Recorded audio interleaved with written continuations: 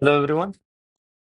Today is 7th October and my name is Mayur and we are here to discuss the five most important articles from three newspapers.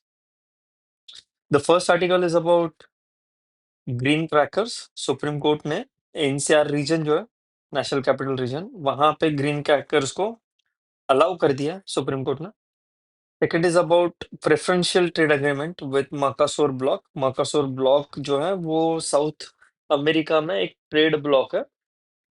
उसके साथ India का PTA मतलब preferential trade agreement है already 2004 से, जिसमें लगभग 450 के आसपास गुड्स पीटीए में है. So India decided to expand that list. Third article is about monuments. Monuments conservation का जो एरिया है वो प्राइवेट सेक्टर को देने का डिसीजन लिया गया है.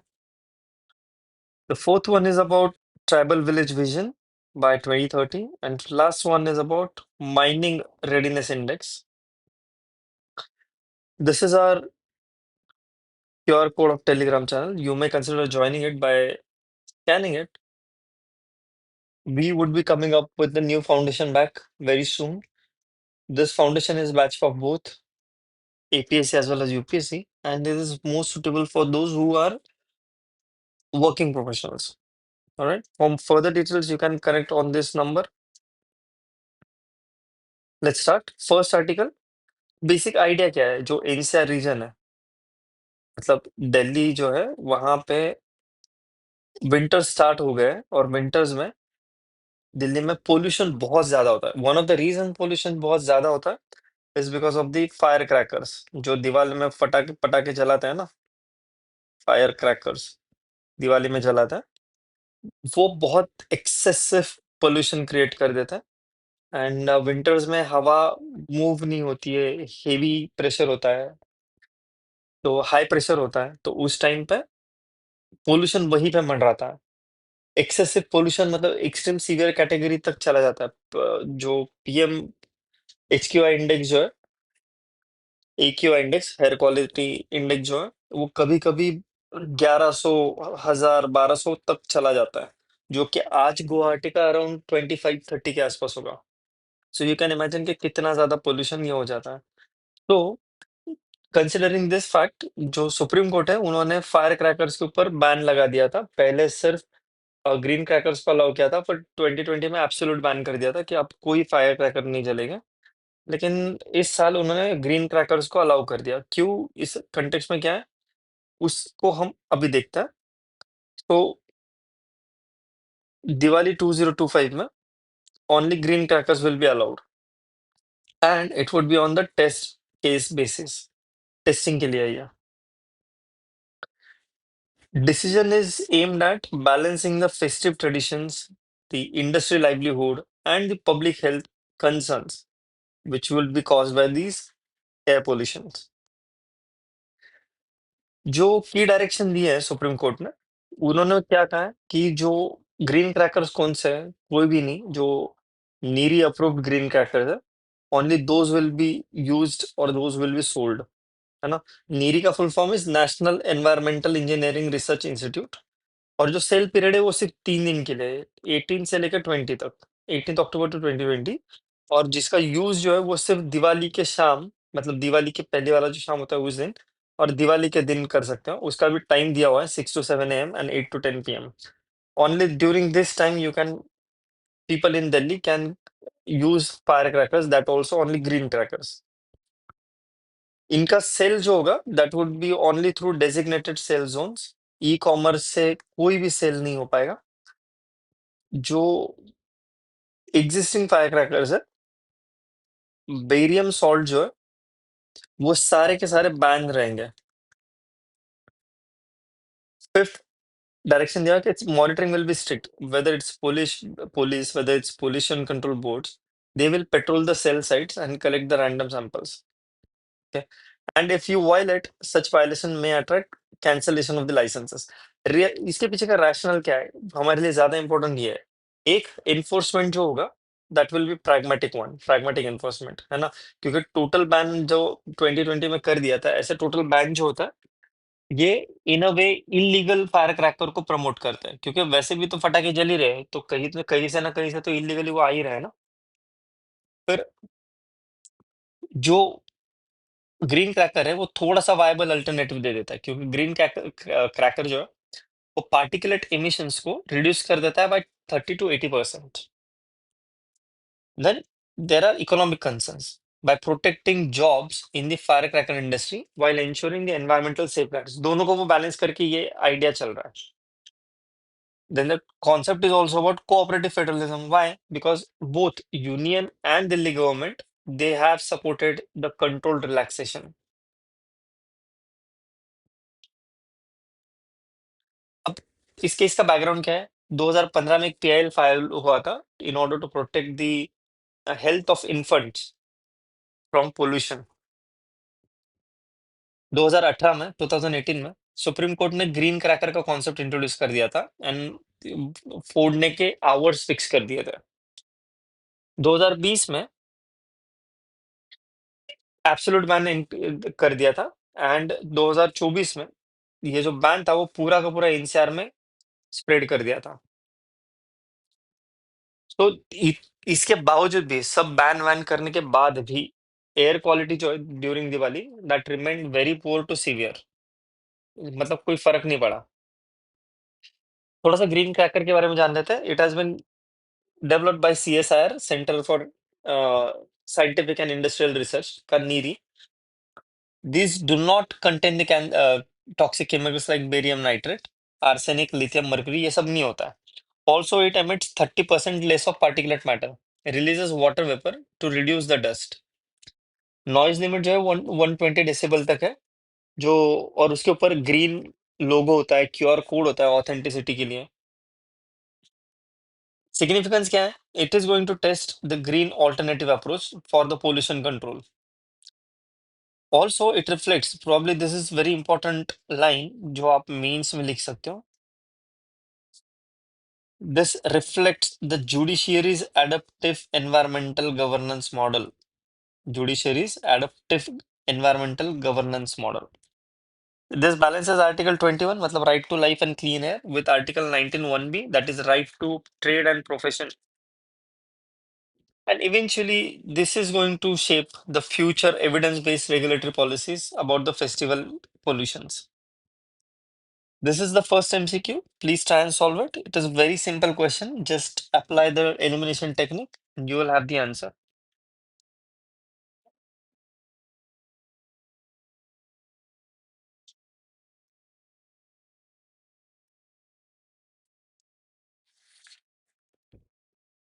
Please mention your answers in the comment section. Next article is about expansion of PTA with Mercosur block. PTA क्या होता है? PTA is preferential trade agreement. PTA में क्या होता है ना कि आप कुछ लिस्ट देते हो, लेट्स से कि आप दो कंट्रीज है, इंडिया और लेट्स से जर्मनी के बीच में प्रेफरेंशियल ट्रेड एग्रीमेंट हुआ। तो प्रेफरेंशियल ट्रेड एग्रीमेंट में ये पॉजिटिव लिस्ट दी जाती है, मतलब इंडिया देगा कि ये 500 आइटम्स है जो इंडिया के जर्मनी में एक्सपोर्ट होंगे जिनके ऊपर कोई टैक्स नहीं लगेगा। जर्मनी अपना 500 आइटम का लिस्ट देगा, बोला कि ये हमारे 500 आइटम है जो इंडिया में ट्रेड होंगे और उसके ऊपर कोई टैक्स नहीं लगेगा। ये होता है प्रेफरेंशियल ट्रेड एग्रीमेंट। उसके बाद में आता है निगेटिव लिस्ट, मतलब क्या कि इंडिया लेट्स से कि 100 लिस्ट का नाम देगा और बोलेगा ये 100 लिस्ट छोड़कर बाकी हर चीज में फ्री ट्रेड एग्रीमेंट होगा। जर्मनी कुछ 100 लिस्ट का नाम देगा और बोलेगा इसको छोड़कर बाकी सब में फ्री ट्रेड एग्रीमेंट होगा। तो पॉजिटिव लिस्ट जो होती है वो छोटी होती है, निगेटिव लिस्ट में बहुत ज्यादा गुड्स एंड सर्विसेज इंक्लूड हो जाते हैं ट्रेड में। फिर बाद में आता है free trade agreement etcetera etcetera. तो currently India has PTA with Mercosur bloc. तो उसमें जो अभी जो लिस्ट है उसको और एक्सपांड करना है, ऐसा ही है आर्टिकल कह रहा है। ठीक है, तो लेट्स डाइव इनटू इट। तो India and South Africa, South American trade bloc, the Mercosur, they have decided to expand their existing preferential trade agreement, है ना। पहले थोड़ा सा मर्कासोर के बारे में जान लेते हैं। मर्कासोर मींस सदर्न कॉमन मार्केट। इसमें चार कंट्रीज है, ब्राजील है, अर्जेंटीना है, उरुग्वे है एंड पैराग्वे है। और एसोसिएटेड मेंबर जो remaining Bolivia, Chile, Colombia, Ecuador, Peru, Guyana, Suriname etcetera. It was founded in 1991, one of the largest economic blocs in Latin America. ये there are certain highlights of this development. Decision to expand PTA. Both of them have agreed, India and Mercosur bloc, to broaden the scope of their 2004 preferential trade agreement, जो अभी currently India के 450 goods को देता है and मर्कासुर के 452 goods को, है ना। अब इसको एक्सपांड करेंगे, मतलब लिस्ट को बढ़ाएंगे। जो इंडिया ब्राजील जॉइंट डिक्लेरेशन है, it was adopted during a meeting between Commerce Minister Piyush Goyal and Brazilian Vice President in New Delhi. Both these sides have agreed to conclude the negotiation expeditiously, मतलब जल्दी जल्दी खत्म करना है, and in a coordinated manner through Joint Administration Committee JAC. Currently trade volume क्या है कि लगभग जो इंडिया का trade in a way $18 billion का दोनों के बीच में ट्रेड होता है इस ब्लॉक के बीच में। लेकिन इंडिया लगभग $9 बिलियन का एक्सपोर्ट करता है, एंड जो मर्कासुर ब्लॉक है वो लगभग $10 बिलियन का, मतलब अराउंड 1 बिलियन डॉलर का डिफरेंस है। इंडिया एक्सपोर्ट्स लेस, इंपोर्ट्स मोर, ट्रेड डिफिसिट है इंडिया का, तो इंडिया को ये ट्रेड डिफिसिट को कम करना है। तो ये एक्सपेंशन ऑफ पीटीए का फायदा होगा। सिग्निफिकेंस क्या है इस मूव का? एक, it diversifies India's trade partners amid the global supply chain realignments. Then it strengthens India's presence in Latin America, a region which is rich in energy and agricultural resources. This promotes balanced trade and addresses India's trade deficit with the bloc. This reinforces India's role in multilateral regional trade diplomacy, supports India's vision of Atmanirbhar Bharat through expanded market access. Try and solve this MCQ. Again, this is simple MCQ with elimination technique.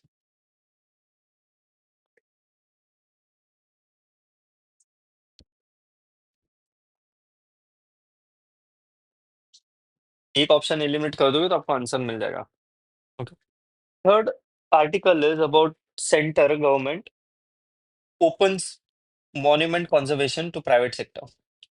Basically क्या है कि जो monuments है India में, जिनको Archaeological Survey of India monitor करता है, उनको सर्वे, उनको प्रोटेक्शन के लिए, कंजर्वेशन के लिए प्राइवेट प्लेयर्स के लिए मार्केट ओपन करने का डिसीजन गवर्नमेंट ने लिया। अब ये क्यों किया है? क्योंकि लगभग आप देखोगे तो लगभग 4,000 के आसपास मॉन्यूमेंट्स है जो एएसआई के पास में है, उसका कंजर्वेशन एएसआई को करना पड़ता है। अब 1,200 करोड़ का ईयरली बजट है एफ से, ये इसका एएसआई का बजट इज लेट्स से रफली 1,200 करोड़ ईयरली, और उनके पास लगभग 4,000 मॉन्यूमेंट्स है। हाँ देखो, तो पर मॉन्यूमेंट उनके पास 30 लाख रुपए के आसपास है। 30 लाख रुपीज में उनको पर monument on an average conserve करना है पूरे साल भर में। तो इतने कम रिसोर्सेस में कैसे कॉन्जर्व कर पाएंगे? इसीलिए कुछ कुछ मॉन्यूमेंट्स प्राइवेट सेक्टर के लिए ओपन करना है, हेरिटेज कॉन्जर्वेशन के लिए। की प्रोविजन क्या है इस प्रपोजल की कि ये कॉन्जर्वेशन का empanelment of conservation architects, meaning centre will empanel dozens of conservation architect with proven experience in restoration work. जिन्होंने ये सब कर रखा है उनका एक पैनल बनाया जाएगा, और ये जो एक्सपर्ट्स होंगे they will guide the private donors in selecting competent conservation agencies. ये प्राइवेट एजेंसीज का सिलेक्शन कैसे होगा? जो एलिजिबल एप्लीकेंट्स है वो कौन है? Those who have prior experience in state level restoration projects और हेरिटेज हवेलीज। हेरिटेज हवेलीज कौन सी होती है? जो 100 साल से भी ज्यादा पुरानी हवेलीज है उनको हेरिटेज हवेलीज कहा जाता है। And they must meet the financial competence to run the conservation project. Project implementation कौन करेगा? आइदर प्राइवेट डोनर कर सकते हैं, पीएसयूज कर सकते हैं, they can hire the restoration agency directly under the ASI supervision. Okay. And these projects must follow the National Policy of Conservation 2014 and obtain ASI approval to DPR, detail project report के बाद में. Rational क्या है? एक resource constraint. जैसे मैंने बताया कि 1200 करोड़ का एनुअल बजट है, उसमें लगभग अ, उनको 3700 प्रोटेक्टेड मॉन्यूमेंट्स करने हैं. और 1200 करोड़ में से 600 करोड़ ही उनको एक्चुअली कंजर्वेशन के लिए मिल पाते हैं. 600 करोड़ में आप 4000 के आसपास करोगे तो कितना आएगा? कुछ भी आएगा नहीं ना. 20 लाख के आसपास पर साइट मिलेगा आपको. तो 20 लाख में कैसे हिस्टोरिकल साइट को कॉन्जर्व कर पाओगे आप पूरे साल भर के लिए? ओके. Capacity issue. एक तो एएसआई के पास स्टाफ शॉर्टेज है, प्रोजेक्ट्स डिलेड है एंड पुअर मॉनिटरिंग है. देन अकाउंटेबिलिटी का क्राइसिस है, क्योंकि जो प्राइवेट पार्टिसिपेशन आएगा that can bring efficiency, transparency and stricter timelines to follow. Also this will bring the element of complementary efforts, because this whole thing builds on the success of Adopt a Heritage and Monument Mitra schemes that improved the visitor amenities. इसमें कंसेस क्या है? एक, risk of commercialisation. ASI जब conservation करता है तो वो commercial perspective से नहीं करता है. तो ओवर ब्रांडिंग और commodification of heritage site might lead to risk of commercialisation. Next is quality assurance. Need for professional oversight to prevent the unscientific restoration. We need accountability of private entities. Also, the public access and inclusivity. ये भी मद्देनजर रखना होगा. इसका significance, it will encourage the collaborative conservation using expertise from private sector and capital. It will strengthen the institutional capacity and will speed up the project progress of restoration. Will reinforce India's commitment to cultural preservation and sustainable tourism. It aligns with UNESCO's call for participatory heritage management models. Please try and solve this MCQ. Mention your answers in the comment section.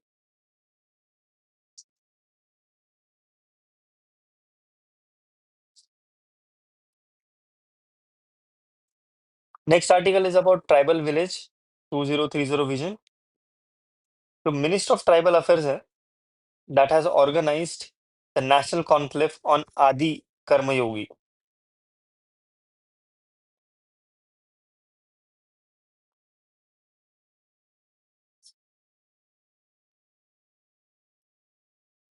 Okay, so the Minister of Tribal Affairs is organizing the National Conclave on Adi Karma Yogi,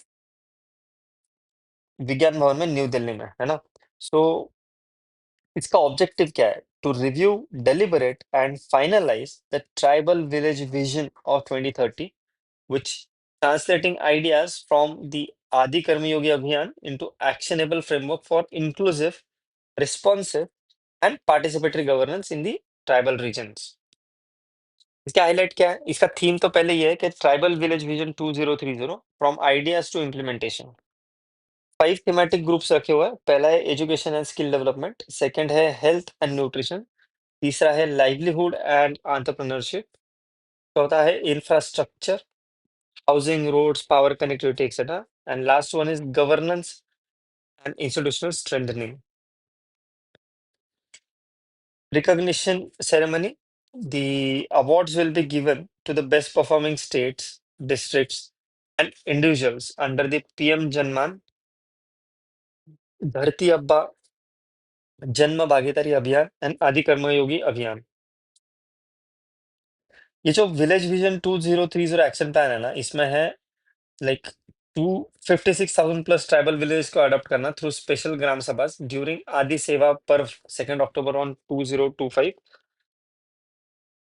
AI enabled Adivani app है for multilingual real time communication. Basically vision ये है कि to empower the 11.5 crore tribal citizens across 30 states and union territories. Okay. The idea is to align tribal development with national mission of Vikasit Bharat at 2047, 2047 का. Please solve this MCQ. You can pause the video and solve this MCQ. Mention your answers in the comment section.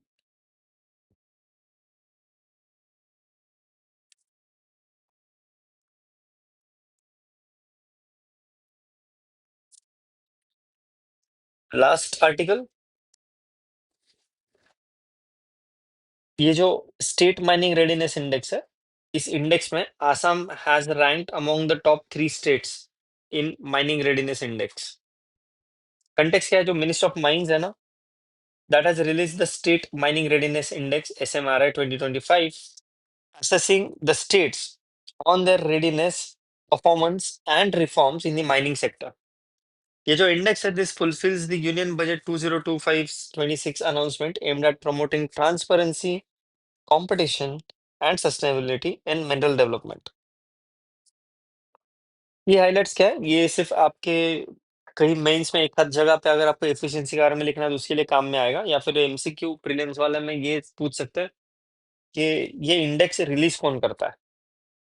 Okay, तो states were classified into 3 categories based on the mineral endowment. Category A जहाँ पे high mineral endowment है, जिसमें MP है, राजस्थान है, गुजरात है। Category B जहाँ पे मॉडरेट मिनरल एंडोवमेंट है, Goa, UP, Assam. Category C low mineral endowment है, Punjab, Uttarakhand, Tripura. Okay, so category B में असम वाज एट रैंक 3। इसका ऑब्जेक्टिव क्या है, एक, to benchmark या rank the state performance and encourage the reforms that strengthen the non-coal mining sector. Okay. इसमें की इंडिकेटर्स होते हैं कि ऑक्शन परफॉर्मेंस कैसा रहा, अर्ली माइन ऑपरेशनलाइजेशन को कितना टाइम लगा, trust on exploration activities, then mining practices sustainable है या नहीं है, और जो रिफॉर्म्स है पॉलिसी और इंस्टीट्यूशनल वो कितने लिए गए हैं। Please solve this final question and mention your answer in the comment section. These are our one-stop solution for examination. These are available in Asmis Medium now. If you want, you may consider contacting on this number to access your smart books. Thank you very much. See you tomorrow.